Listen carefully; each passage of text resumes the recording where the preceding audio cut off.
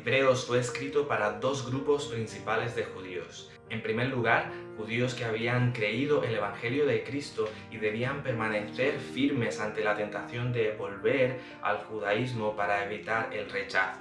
El segundo grupo eran judíos que se habían acercado a la iglesia y de alguna forma habían participado de las bendiciones del cristianismo, pero no se habían dejado convencer por el Evangelio, es decir, no eran salvos, los cuales eran fácilmente tentados a volver a su judaísmo al ver los peligros y las dificultades de la verdadera vida cristiana. Para las necesidades y luchas de estos grupos, el escritor presenta la respuesta divina, y esta es considerar la superioridad de Cristo. Cristo es el cumplimiento de todo lo que los judíos habían practicado y esperado. Cristo es el principio, el presente y la meta suprema. Tener a Cristo es tenerlo todo, y para esto el escritor va a contrastar y comparar a Cristo con la historia y sistema religioso judío, mostrando que definitivamente Cristo es superior. Dios ha cumplido la ley en él y ahora la respuesta apropiada es seguirle a él confiadamente. El primer capítulo empieza hablando de la deidad de Cristo.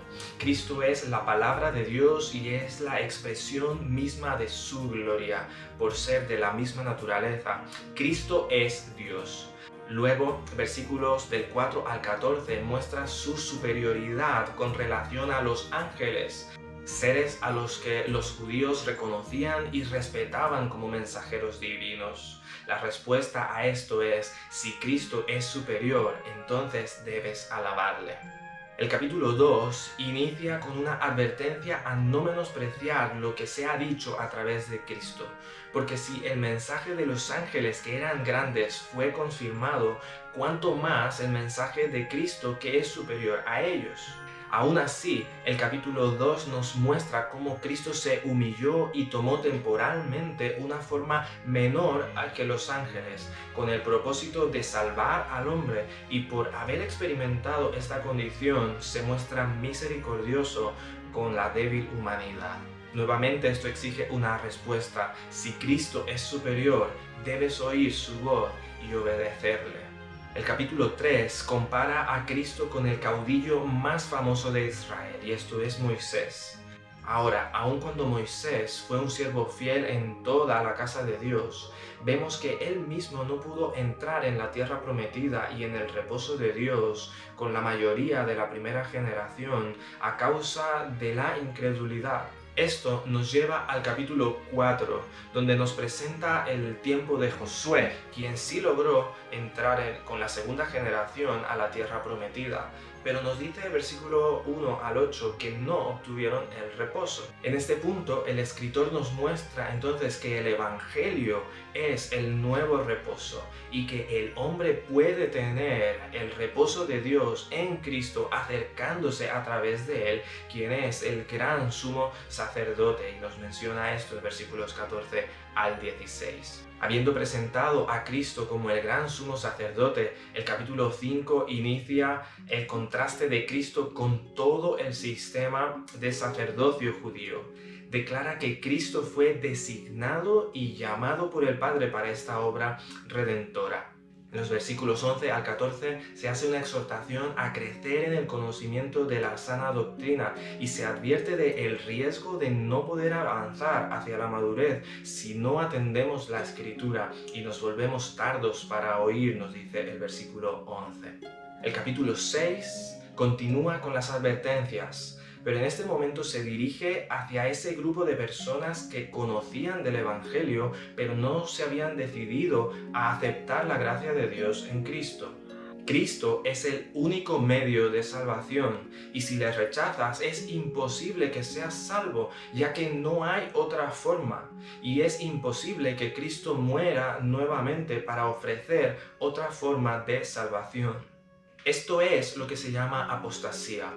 El apóstata es alguien que conoce el Evangelio, de una o muchas maneras se ha vinculado con la Iglesia de Dios, ha visto la obra de Dios, ha disfrutado en cierta forma las bendiciones de Dios y de la obra del Espíritu Santo por estar cerca de los hijos de Dios, pero rechaza el Evangelio.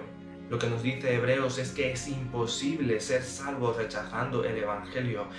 El capítulo 6, versículos 13 al 20, termina en esperanza, declarando que Cristo mismo es la garantía y quien nos da seguridad de que podemos acercarnos a Dios con confianza si vamos a través de Él. La respuesta a todo esto es: examínate si estás en la fe, si estás en el Evangelio o si estás rechazando la única forma de salvación.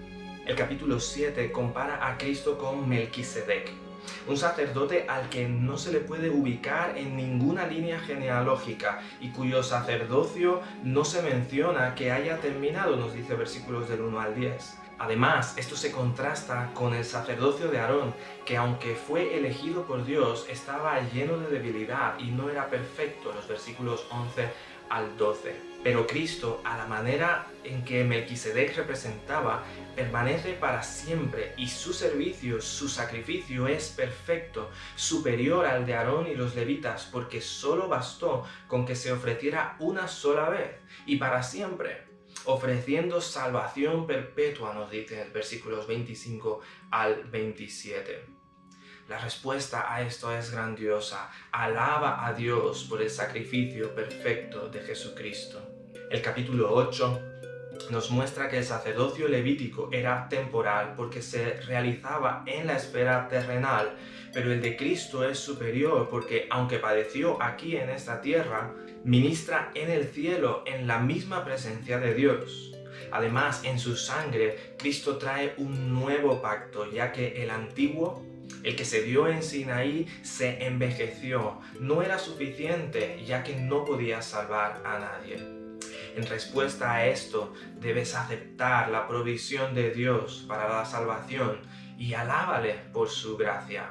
El capítulo 9 empieza explicando de forma más técnica el funcionamiento del tabernáculo y enfatiza que todo esto era símbolo de lo que habría de venir, nos dice versículos 8 al 9, y que Cristo es el cumplimiento de todos estos símbolos, el cual en su sangre tiene poder para limpiar, para salvar por medio de un sacrificio que fue único, cosa que no era posible en el antiguo pacto con la multitud de sacrificios antiguos, lo que demuestra una vez más la superioridad del sacrificio de Cristo.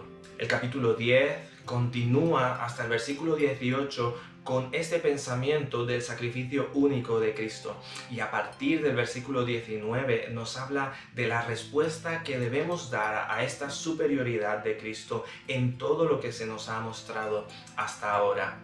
Lo primero, en versículos 19 al 25, es que teniendo este gran sumo sacerdote y este sacrificio, debemos acercarnos con confianza a Dios y no dejar la asamblea, la comunión con el pueblo de Dios, a pesar de los peligros por las posibles persecuciones y la presión de los enemigos del Evangelio.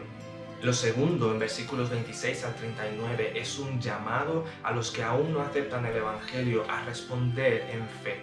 Si rechazan el único medio de salvación, que es el sacrificio de Cristo, ya no queda otro sacrificio, es ese o la condenación.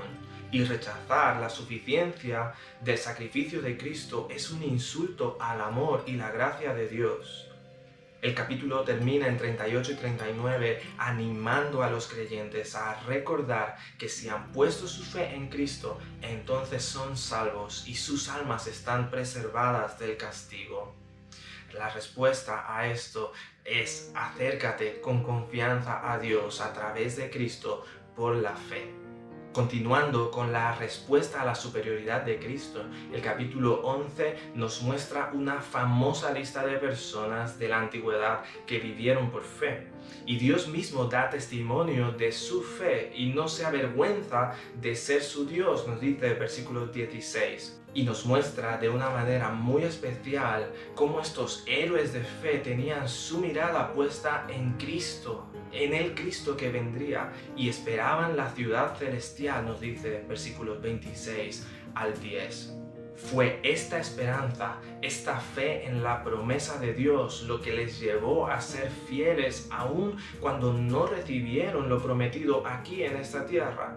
Y esto nos abre la maravillosa oportunidad de seguir nosotros su ejemplo y al final ser perfeccionados juntamente con ellos, nos dice versículos 39 al 40.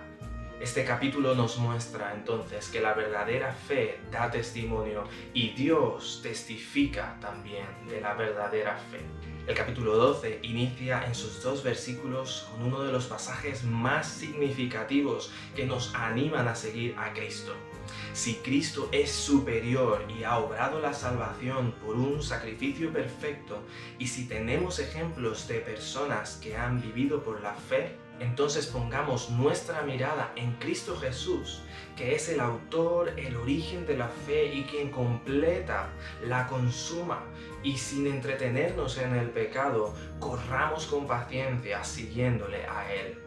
Luego en versículos 3 a 14 nos exhorta a no desanimarnos cuando el Señor nos disciplina, porque es para nuestro crecimiento espiritual. Y en versículos 15 al 17 a guardar la pureza y la unidad ante personas que quieran perjudicar la iglesia con contiendas y amarguras.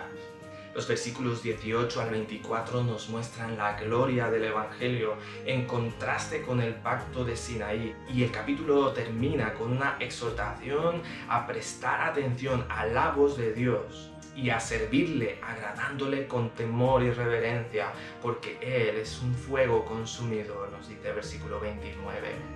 La respuesta a esto es que si tu confianza está en otras personas te vas a desanimar, pero pon tus ojos en Cristo y síguele a Él.